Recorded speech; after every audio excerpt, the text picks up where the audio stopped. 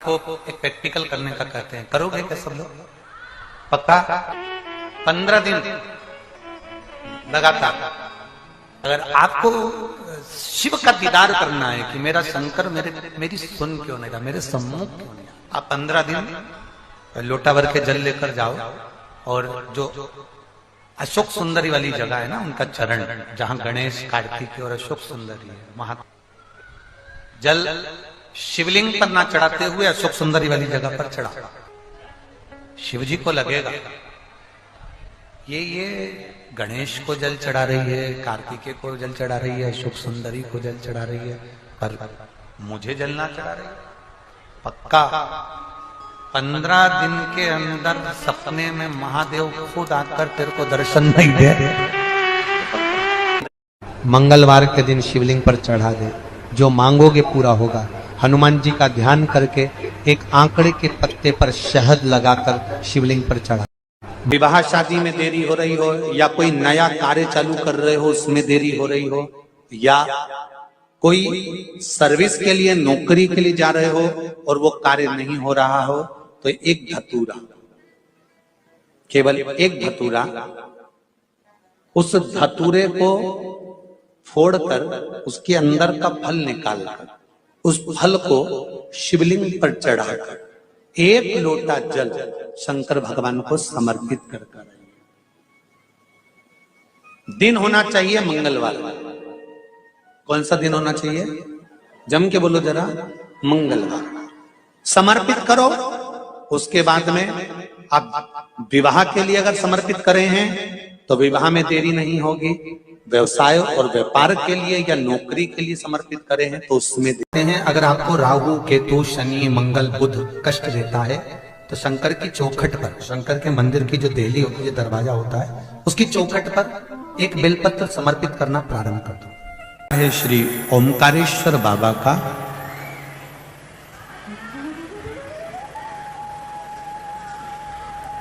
देवऋषि नारद के लिए, और देवऋषि नारद के छोटे से ज्ञान के चक्कर में भगवान शंकर को एक अवतार लेना पड़ा। भगवान शिव को एक ज्योतिर्लिंग में आकर विराजमान हुआ। 12 ज्योतिर्लिंग में परमेश्वर जो लिंग है, देखिए ये जो ओमकारेश्वर है, ओमकारेश्वर का जो शिवलिंग है, इस शिवलिंग का नाम है परमेश्वर लिंग। जम के बोलो जरा, परमेश्वर लिंग। ये ओमकारेश्वर हमारे यहां शिव महापुराण में, स्कंद पुराण में, लिंग पुराण में ओमकारेश्वर का जो नाम है, ये बाद में ओमकारेश्वर आया, पहले आया है परमेश्वर लिंग। ओमकारेश्वर लिंग का जो वर्णन आया है वो बाद में बना, पहले परमेश्वर लिंग का वर्णन है। ये जो 12 ज्योतिर्लिंग है हमारे यहां पर भारत की भूमि पर, ये जो शिवलिंग हैं, इसमें भगवान शंकर की ज्योति विराजमान है। अर्थात ज्योति से मतलब होता है तेज।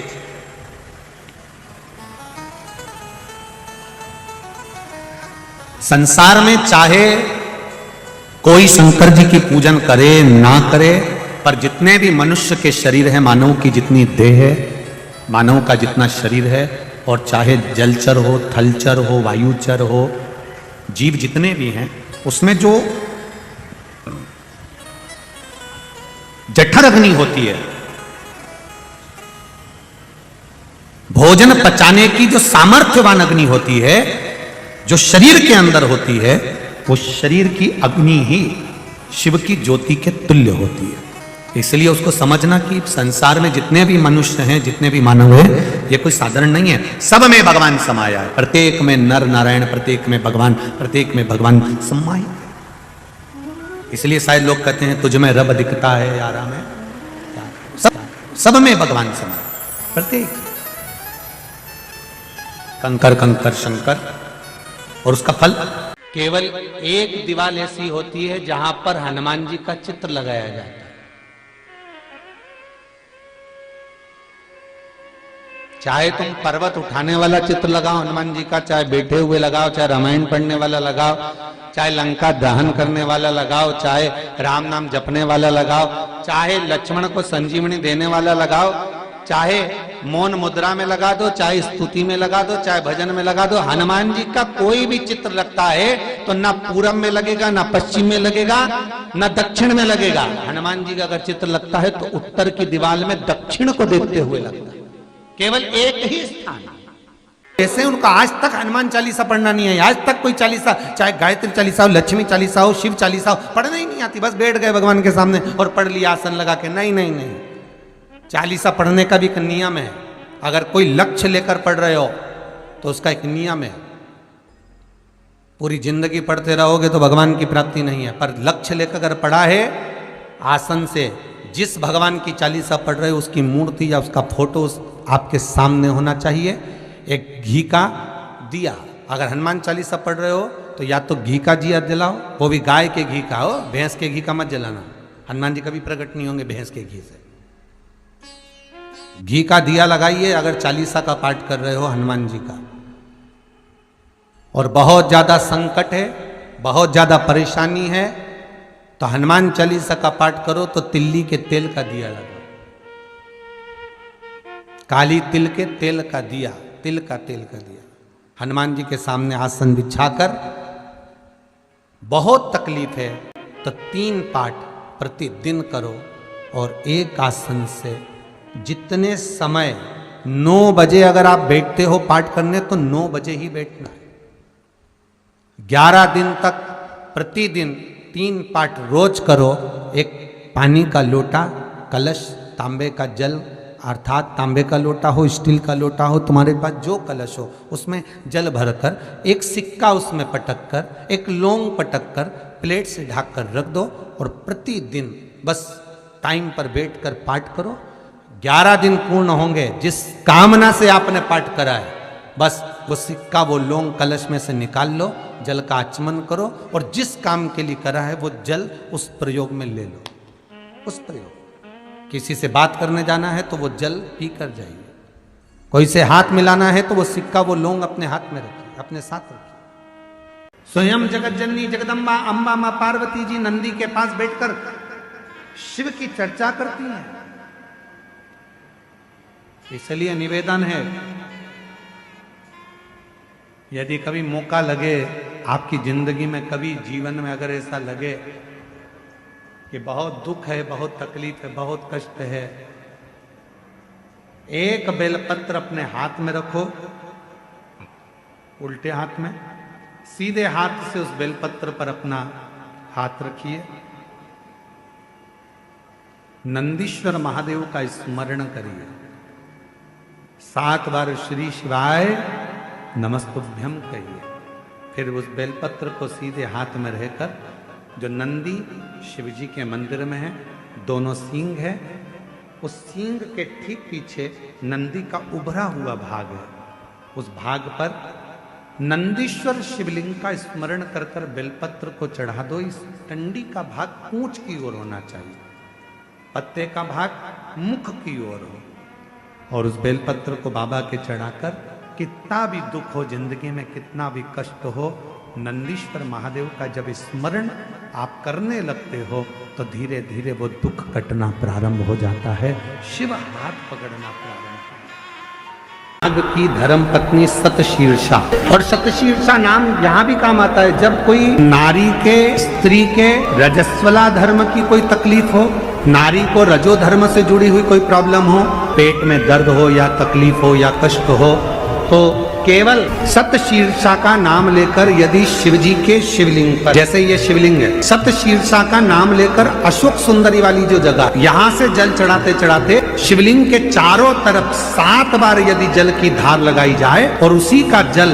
झेलकर नंदी के पास बैठ सतशीर्षा का नाम लेकर अगर पिया जाए, रजो धर्म से जुड़ी हुई जितनी भी तकलीफ हो, रजस्वला धर्म से जुड़ी हुई जितनी भी तकलीफें होती हैं, वो धीरे धीरे समाप्त होने। घर में अगर कोई वाहन आता है, घर में अगर कोई गाड़ी आती है, चाहे 2 व्हीलर आए, चाहे 4 व्हीलर आए, या कोई फैक्ट्री हो जो चल नहीं रही हो, बड़े परेशान हो गए, कुछ दिन अच्छा चलती फिर बैठ जाती, कोई व्यापार आप कर रहे हैं और थोड़े दिन अच्छा चल रहा है, थोड़े दिन बैठ रहा है, तो कुछ नहीं करना, केवल हनुमान जी के मंदिर का उल्टा पांव का सिंदूर लेकर आइए, हनुमान जी के 3रे नंबर का भाई गतिमान का नाम लेकर, और दुकान पर, व्यापार पर, फैक्ट्री पर या गाड़ी पर उसका स्वस्तिक बना दी। जिंदगी में कभी ना तो गाड़ी का एक्सीडेंट होगा, ना कहीं वो गाड़ी कभी ठुकाएगी और ना कभी खड्डे में जाएगी। और अगर फैक्ट्री पर आपने अगर स्वस्तिक बनाया है तो वो फैक्ट्री कभी कर्जे में, खड्डे में नहीं। का आद्रा नक्षत्र है। आज का दिन वो दिन होता है, मार्गशीर्ष मास का आज का दिन वो दिन होता है जिस दिन जो व्यक्ति जहां बैठकर शंकर भगवान को याद कर कर जिस ज्योतिर्लिंग का वो स्मरण करता है और उसके मन में ये आ जाता है कि बाबा मुझे अगला जन्म देना तो इस ज्योतिर्लिंग के पास में देना, तो उस संसार के मनुष्य का अगला जन्म उसी ज्योतिर्लिंग के पास में होता है। महाराज ये आद्रा आज का वो दिन है कि 1000 शिवरात्रि का व्रत कर लो, 1000 सोमवार के व्रत कर लो, 1000 सोमवार की अष्टमी का व्रत कर लो, और एक आज का आद्रा नक्षत्र का आज सुंदर आनंदमय मार्गशीर्ष मास का जो आद्रा नक्षत्र है, आज के दिन यदि कोई शंकर के मंदिर का दर्शन कर ले या शिव महापुराण की कथा सुन ले तो उसके सारे व्रतों का फल उसे प्राप्त हो जाए। तो ये जीवन का एक सुख है, जीवन का एक आनंद है। हर हर वो तो प्रदान कर रहा है। बहुत शिव जी के पास में कुछ वो कहते हैं, दो बातें आती हैं। एक नंबर पर आता है दाता और दूसरे नंबर पर आता है दयालु। मेरी कवर्धा की जीजियों, मेरे जीजाओं, मेरी बेटियों, बेटाओं, मेरी माताओं, मेरे बुजुर्ग माता पिता, थोड़ा ध्यान से सुनिएगा।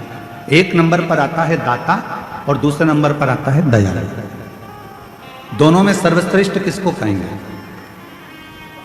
जम के बोलो जल्दी से। दाता को श्रेष्ठ कहेंगे कि दयालु को श्रेष्ठ कहेंगे? बोलो बोलो जरा, जम के बोलो। दाता श्रेष्ठ है कि दयालु श्रेष्ठ है? दयालु श्रेष्ठ। बिल्कुल सही कहे हैं कबीर धाम वाले, एक बार जोरदार ताली बजाओ अपने खुद के लिए। बिल्कुल दाता और दयालु ये दो शब्द हैं।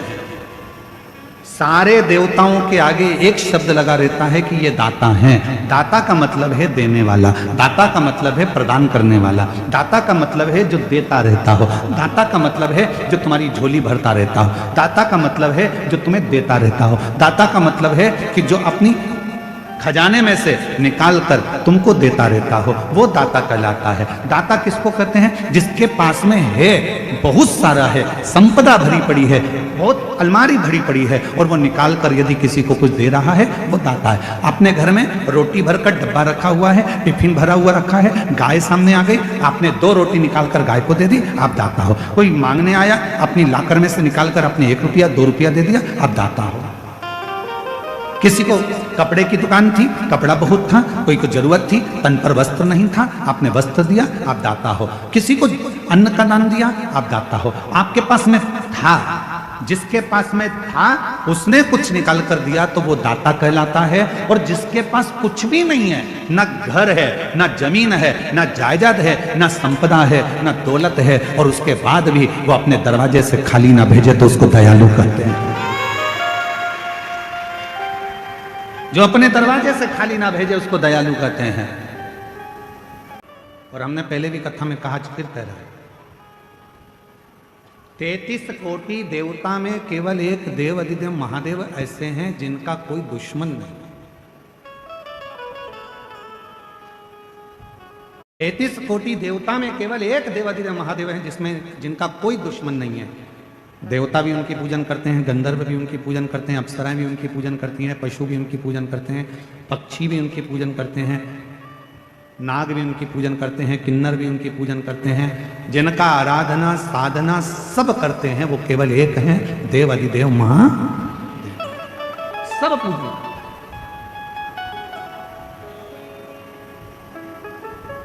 और जिसने भी भजा उसको मिला। ऐसा दुनिया में कोई नहीं है जिसने शंकर भगवान का भजन करा हो, शिव का नाम लिया हो और उसको भगवान शंकर ने नहीं दिया।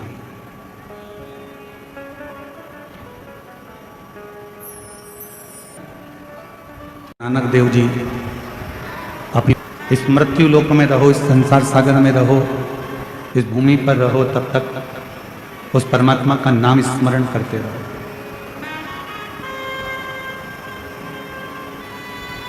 शिव महापुराण की कथा कहती है 21,600 श्वास प्रतिदिन इस शरीर से निकलती है।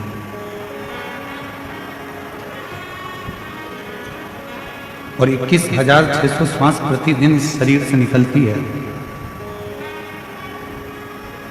ऐसी कोई श्वास आपके शरीर से नहीं निकलना चाहिए जिस श्वास में उस रब को याद ना करो, उस परमात्मा को याद ना करो, उस ईश्वर को याद करो।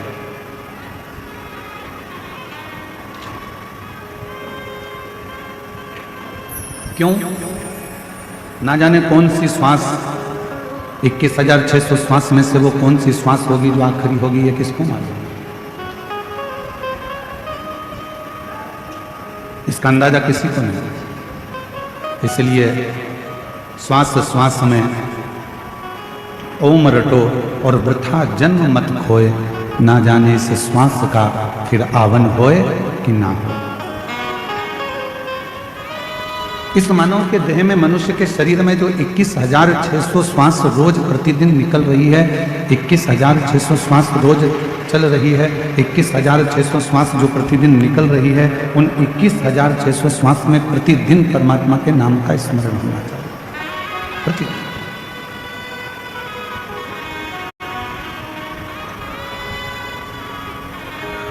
एक बार मां पार्वती जी, जगतजननी अंबा जगदम्बा, मां जगतजननी दुर्गा भवानी कैलाश पर्वत से भ्रमण करती करती मृत्युलोक में काशी में पहुंच गए।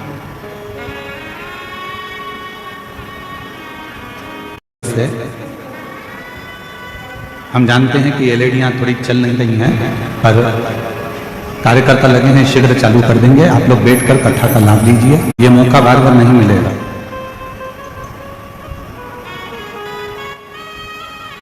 और आज कथा की शिवरात्रि भी है, साथ में मार्गशीर्ष मास का आद्रा नक्षत्र भी है। और इस मां जगतजननी जगदम्बा अम्बा मां पार्वती जी, माता पार्वती जी भ्रमण करते करते घूमते घूमते घूमते घूमते काशी प्रदेश पहुंचे। और पार्वती जी जब काशी प्रदेश पहुंची, काशी में पहुंची, तब माता पार्वती जी कुछ देर मां गंगा जी के घाट पर बैठ गई।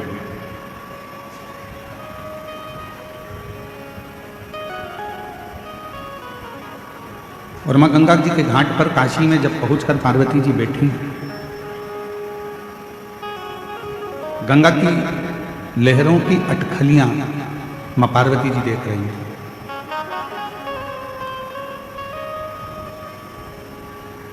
कुछ देर वो गंगा की लहरें उछलती हैं, फिर कुछ देर में शांत हो जाती हैं, फिर कुछ देर में उछलती हैं, फिर शांत हो जाती हैं। शिव महापुराण की कथा कहती है वो गंगा की जो लहरें उछल रही थी, थोड़ी देर में वो शांत हो गई।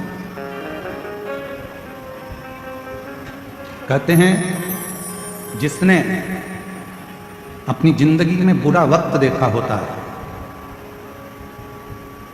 जो बहुत संघर्ष से जीवन को जिया हुआ होता है, बहुत बुरा वक्त उसने अपनी जिंदगी में देखा हुआ होता है, तो शिव पुराण कहती है जिसने अपनी जिंदगी में बुरा वक्त देखा होता है, संघर्ष का समय देखा होता है, वो जिंदगी में कभी किसी का बुरा नहीं करता है, कभी बुरा नहीं करता। जिसने बुरा वक्त देखा ही नहीं है, जिसने संघर्ष किया ही नहीं है, वो दूसरे का बुरा करने में लगा रहता है। क्यों? क्योंकि उसके पास पहले का वैभव है, उसके पिताजी छोड़कर गए, जमीन छोड़ गए, जायदाद छोड़ गए, संपदा छोड़ गए, धन दौलत छोड़ गए, गाड़ी बंगला छोड़ गए, तो वो दूसरे का बुरा करने में लगा है कि इसको मुझे आगे बढ़ने नहीं देना। पर जिसने अपनी जिंदगी का बुरा वक्त देखा है, बहुत संघर्ष किया, बहुत बुरा वक्त देखा, बहुत तकलीफ का समय देखा, वो जिंदगी में कभी किसी का बुरा नहीं करता, क्योंकि उसको मालूम है कि मैंने भी अपनी जिंदगी में बहुत बुरा वक्त देखा है और बहुत संघर्ष किया, बहुत संघर्ष।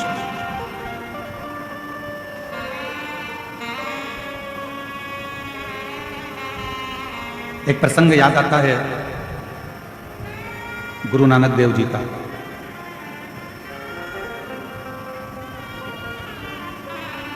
गुरु नानक देव जी ने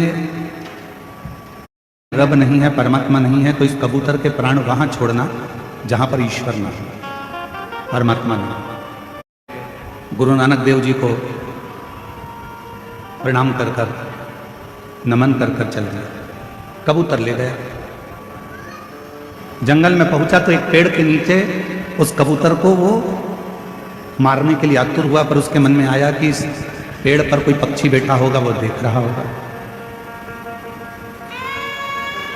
खुले आसमान में वो कबूतर को मारने के लिए आतुर हुआ, तो उसके मन में आया कि वो आकाश में कोई पर होगा तो देख रहा होगा। जहां बाले जाता उसके मन में यह भाव प्रकट हो जाता कि ईश्वर यहां भी है, ईश्वर वहां भी है, ईश्वर वहां भी है, रब यहां भी है, रब वहां भी है, रब संपूर्ण जगत में है। संपूर्ण तलातल में, रसातल में, वायुचर में, आकाश में, हर जगह पर वही रब, वही ईश्वर दिख रहा। बाले उस कबूतर को लेकर गुरु नानक देव जी के पास वापिस आ गए। गुरु नानक देव जी बड़े मुस्कुरा कर पूछे, बाले तू तो कह रहा था कि रब सब दूर है ही नहीं, फिर इस कबूतर को तूने मारा क्यों नहीं? बाले ने कबूतर को तो उड़ा दिया और गुरु नानक देव जी के चरण पकड़कर कहा कि गुरु की जो वाणी होती है वो साधारण नहीं होती है। गुरु की वाणी ने कह दिया कि रब सब जगह पर है, तो वो ईश्वर हर जगह पर नजर आता है। श्री शिवाय नमस्तुभम। पूजनीय गुरु जी द्वारा बताए गए 11 नवंबर मार्गशीर्ष मंगलवार 15 दिन का नियम है। दाता और दयालु, रुके हुए सब कार्य पूर्ण होंगे। विवाह, रोग, जो भी आपके कार्य है वो सभी पूर्ण होंगे। आप अवश्य ये वीडियो सुने, और अगर ये वीडियो अच्छी लगी है तो लाइक और शेयर करना बिल्कुल ना भूले। ये वीडियो ज़रूर सुने, आपका हर चीज़ों का उपाय बताया गया है, तो आप ये ज़रूर करना। हर हर महादेव। श्री शिवाय नमस्तुभम।